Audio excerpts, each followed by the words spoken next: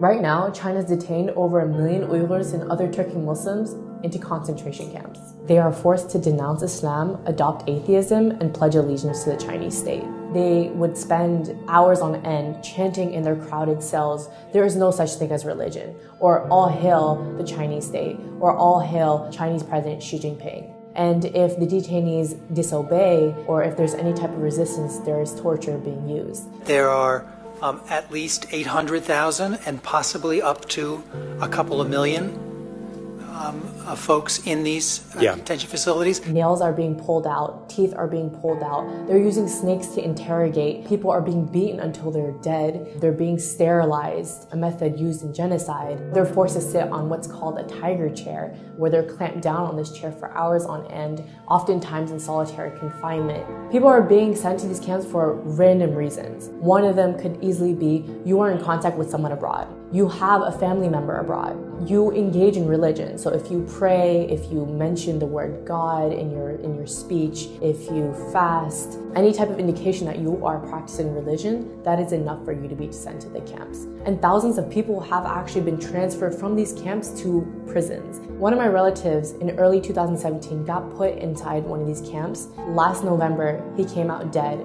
One of my relatives got sent to a camp because he went to the United States to attend my cousin's wedding in 2014. Last August, he got sentenced to 15 years of prison. Many of my relatives, we don't know if they're alive or dead.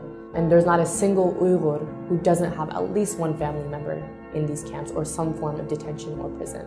The worst part is when someone dies, their bodies are not taken to their families, but rather their bodies are cremated. And that's another way for China to hide the evidence of bodies coming out of these camps. And it doesn't give us a clear idea of how many people are dying. All of this stuff is happening in secret. The children of these detainees have been sent to state-run orphanages and boarding schools where they are taught to hate their own religion, identity, and are forced to speak Chinese, are subject to abuse and torture. The parents don't know where their kids are. Most towns and villages in East Turkestan are almost empty. Around 70 to 80% of the civilians are all gone. You walk through the street and it's eerily silent because most people are in some form of detention or prison. Schools and factories are now being transformed into these concentration camps. The entire nation of East Turkestan has essentially become a dungeon for its people because China monitors their every action, even in the homes. So there are millions of Han government cadres who are living in Uyghur homes to make sure they're not engaging in religion and to assess their political views. Practicing Islam is completely banned.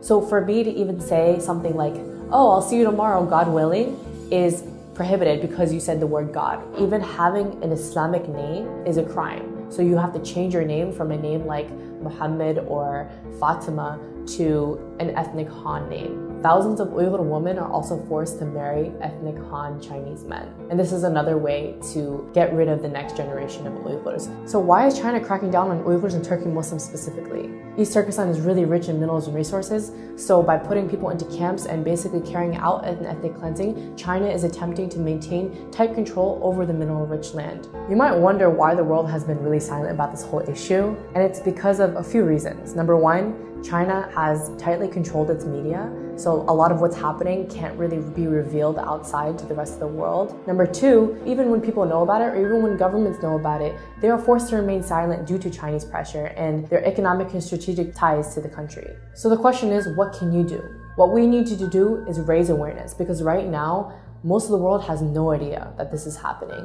Pressure your government leaders to acknowledge China's occupation of East Turkestan and its systematic campaign to wipe out the Uyghurs and other people of East Turkestan. Support your local Uyghur communities. They're in dire need of international support. Come out to their protests. Organize protests in front of Chinese embassies and bodies that can actually take action to challenge China's ethnic cleansing of the Uyghurs.